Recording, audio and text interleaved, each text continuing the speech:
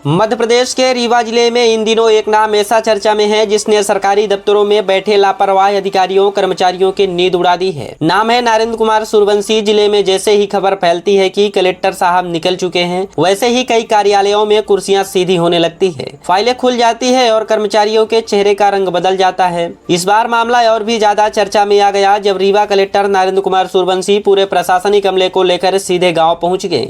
खास बात यह रही कि कलेक्टर खुद किसी लग्जरी गाड़ी में नहीं बल्कि 42 जिला स्तरीय अधिकारियों को साथ लेकर नॉन एसी बस में सवार होकर गगेव जनपद पंचायत के टिकुरी गांव पहुंचे थे। जैसे ही बस गांव में पहुंची, पूरे इलाके में हलचल मच गई। ग्रामीण हैरान थे कि पहली बार पूरा प्रशासन खुद गांव के दरवाजे पर पहुंचा है। वहीं अधिकारियों कर्मचारियों के बीच एक ही चर्चा थी, आज किसी की खैर नहीं। ग्राम चौपाल शुरू हुई तो शिकायतों का अंबार लग गया। ग्रामीणों ने सीमांकन में देरी, आंगनबाड़ी केंद्र बंद रहने, पेयजल योजना ठप होने और सरकारी योजनाओं में लापरवाही की पोल खोल कर रख दी। बस फिर क्या था, कलेक्टर नरेंद्र कुमार सूर्यवंशी का सख्त तेवर चौपाल में खुलकर सामने आ गया। सीमांकन के मामलों में महीनों की देरी सुनते ही उन्होंने संबंधित नायब तहसीलदार को तत्काल कारण बताओ नोटिस जारी कर दिया। चौपाल में बैठे कई अधिकारी सिर झुकाकर खामोश नजर आए, लेकिन मामला यही नहीं रुका। जैसे ही ग्रामीणों ने बताया कि आंगनबाड़ी केंद्र नियमित नहीं खुलता, कलेक्टर ने बिना देर किए सुपरवाइजर को तत्काल प्रभाव से निलंबित करने और सीडीपीओ को नोटिस जारी करने का आदेश दे दिया। यह सुनते ही वहां मौजूद कर्मचारियों में सन्नाटा छा गया। पेयजल योजना पर जब सवाल उठा तो कलेक्टर का गुस्सा और बढ़ गया।